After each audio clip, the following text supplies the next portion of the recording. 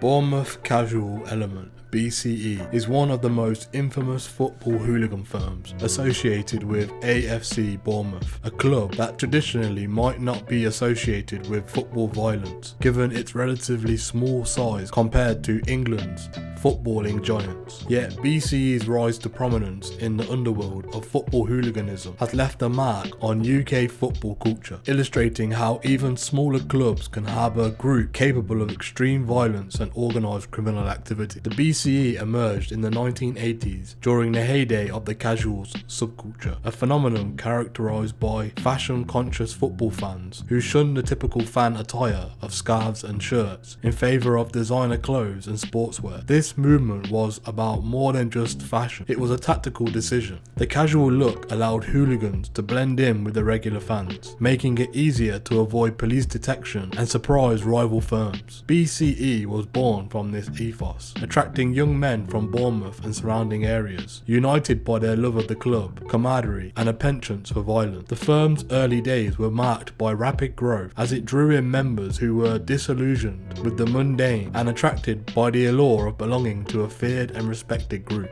Unlike the larger firms associated with the clubs like West Ham's Intercity Firm or Millwall's Bushwhackers, BCE was initially underestimated due to the AFC Bournemouth's lower league status. However, what the firm lacked in numbers, it made up for in ruthlessness and determination. They became known for their confrontations with rival firms across the south of England, building a reputation that belied the size of their home club. BCE's reputation grew through a series of violent clashes, meticulously planned to take place away from stadiums to avoid heavy police presence and surveillance. The group's early years were marked by skirmishes with rival firms such as Southampton's and Portsmouth's group, both notorious firms in their own right. These encounters were not mere chance altercations, they were premeditated battles, arranged through phone calls, text messages, and later social media. Each clash served as an opportunity to assert dominance, protect territory, and build a reputation within the subculture. BCE and 657 crew have had a long-standing rivalry that has led to numerous confrontations throughout the years. One particular violent incident occurred in the early 2000s when the two firms clashed in Bournemouth town centre, resulting in multiple arrests and injuries on both sides. The chaos spilled into the streets, alarming residents and drawing national attention as it showcased the intensity of these conflicts that went far beyond football. The rivalry with Portsmouth's 6.57 crew is another chapter in BCE's violent history, marked by intense animosity and numerous violent confrontations. These clashes were more than just about football, they represented territorial pride and a desire to be seen as a dominant force in the region. One infamous encounter took place in 2011 when two firms met at the service station on the M27 motorway. What began as verbal taunts escalated into a brawl involving dozens, with weapons such as metal bars and bottles being used. The incident was widely covered in the media, resulting in multiple arrests and highlighting the dangerous nature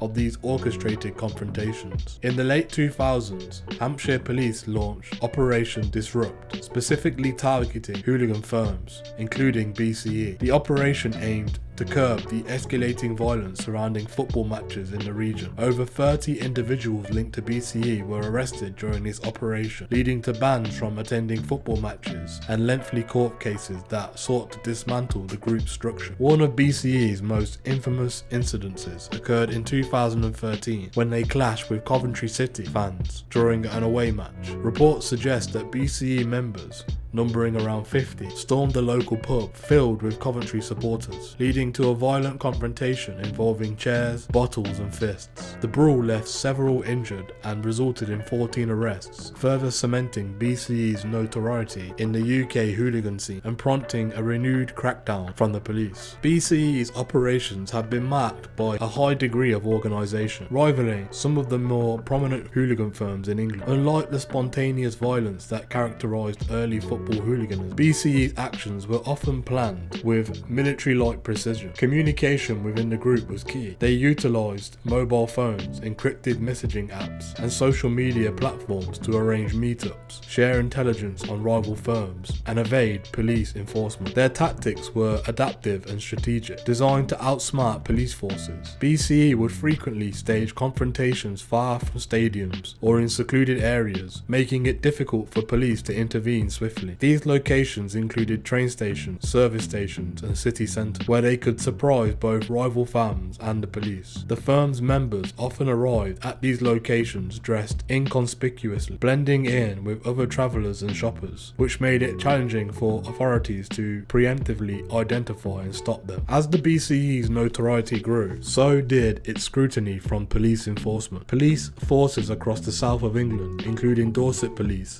Hampshire Police, and the British Transport Police, began to collaborate more closely to monitor and curb BCE's activity. Intelligent gathering, undercover operations, and CCTV surveillance became critical tools in the fight against hooliganism. One of the most significant crackdowns came in 2017, when several high-profile members of BCE were arrested and charged with violent disorder. The operation, which had involved months of undercover work and surveillance, culminated in heavy sentences for those involved, including imprisonment and football banning orders that prohibited them from attending matches for years. This legal onslaught disputed BCE's operation, but it also forced the group to adapt to becoming more secretive and select in their activities. Despite these measures, BCE remained resilient. The firm continued to recruit new members, often targeting disillusioned youth drawn by the allure of camaraderie, reputation, and the rebellion against authority. The crackdown, rather than destroying the firm, solidified its identity and fostered a deeper sense of defiance against police enforcement, perpetuating a cycle of violence and retribution. BCE's activities have had a lasting effect on AFC Bournemouth, its supporters, and the wider community. The club has consistently distanced itself from the firm, commending all forms of violence and working closely with the police to identify troublemakers. For many years, BCE represented an embarrassing stain on the club's image, undermining the community-focused ethos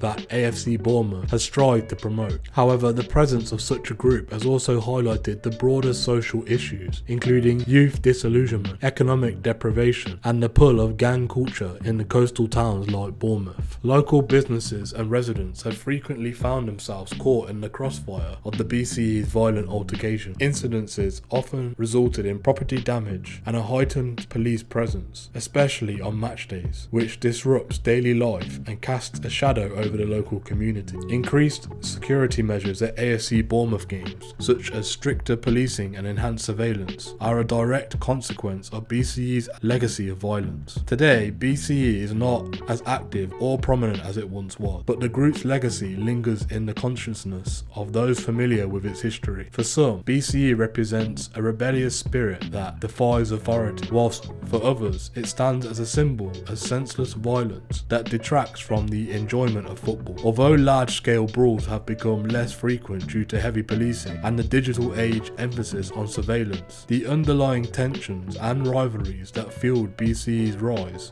still exist. The police authority continue to monitor BCE's activity closely, aware that the firm's influence, whilst diminished, has not entirely been eradicated. The story of Bournemouth Casual Element is a stark reminder of how a small town's club's hooligan firm can gain nationwide infamy, leaving behind a legacy of violence, legal battle, and tarnished reputations. As football continues to evolve, the ongoing challenge is to ensure that the sport's dark past does not overshadow its future, and that the sense of community that football can foster is not undermined by the actions of a few violent people.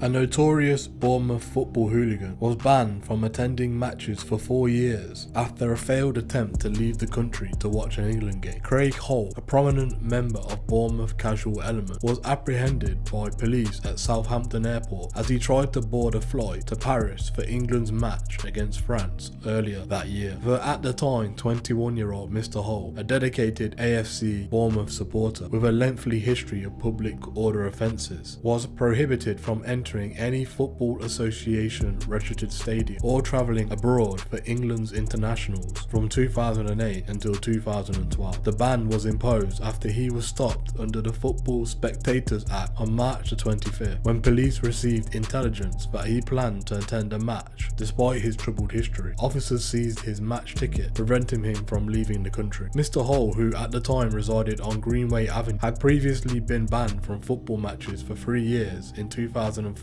following a string of public order offences in his hometown. However, his persistent involvement in violent incidents led to further scrutiny by police, culminating in his apprehension at the airport after a tip-off alerted authorities to his intentions. New Forest Magistrate Court was told that Mr. Hall's involvement in football-related violence stretched back several years, with a pattern of escalating incidences. He had been banned from pubs in Bournemouth on match days, both before and after home games, due to his frequent and disruptive behaviour. Mr. Hall's offences ranged from throwing bottles, chairs and tables in pubs across the county to inciting fights at various games, earning him a reputation as a dangerous and influential figure within hooligan circles. Magistrate Angela Nightingale issued a stern warning to Mr. Hall during his court appearance. If you are to get off this track you are on, you need to stop now, otherwise you will be back in here and it will spiral out of control. Despite multiple court appearances, bans and fines, Mr. Hall's involvement in football violence continued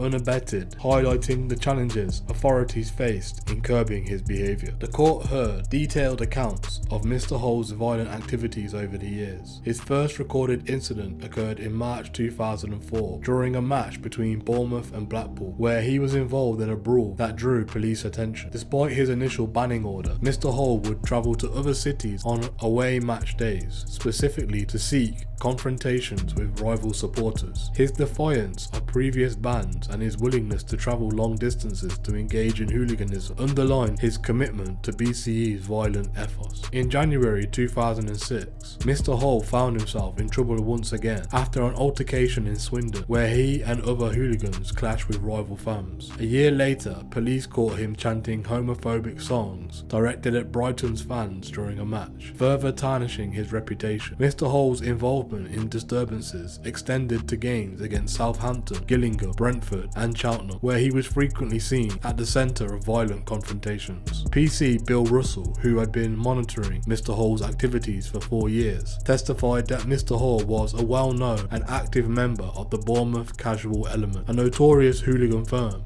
associated with AFC Bournemouth. PC Russell described Mr. Hall as a very active football hooligan who had cultivated strong connections with other football hooligans across the country. He noted that Mr. Hall played a leading role within the BCE, particularly influencing younger members drawn to the firm's violent and rebellious image. He has built up good links with other hooligan groups across the country and is very active in playing a lead role within the Bournemouth group, PC Russell told the court. He is influential, particularly within the younger element. When he gets involved in violence, the younger ones will follow his lead. Mr. Hall's influence within the BCE extends beyond just participating in fights. He was seen as the figurehead who embodied the firm's aggressive and confrontational culture. His ability to rally younger members and incite violence made him a target for police surveillance and crackdowns, as authorities sought to dismantle the firm's operations. The ban imposed on Mr. Hall was the latest in a series of attempts by police to curb his disruptive behaviour. Despite previous restrictions and legal consequences, Mr. Hall's defiance has been a hallmark of his involvement in football hooliganism. The Spectators Act, which was used to prevent him from travelling to the England match, is designed to restrict the movements of known hooligans. Yet Mr. Hall's repeated breaches illustrate the difficulties of enforcing such measures. Beyond the football grounds, Mr. Hall's activities have had a wider impact on the community. His involvement in violent incidences have often spilled out of stadiums and into the surrounding areas, affecting local businesses and endangering bystanders. Pubs in Bournemouth and other cities have seen property damage damage and public disorder linked to his actions, resulting in heightened police presence on match days. Magistrate Nightingale's warning to Mr. Hole reflects a broader concern surrounding football hooliganism and its impact on society. For authorities, tackling individuals like Mr. Hole requires not just legal action, but also addressing the underlying issues that drive young men into the subculture of football violence. The challenge remains to disrupt the cycle of offending that has seen Mr. Hole and others repeatedly return to the courtroom, and to stir them away from the dangerous path of hooliganism. While Mr. Hole's ban was finished in 2012, the question remains whether it will be enough to break his association with the BCE and the violent lifestyle that he has embraced. For now, Craig Hole's story serves as a stark reminder to the enduring problem of football hooliganism and the ongoing efforts needed to combat.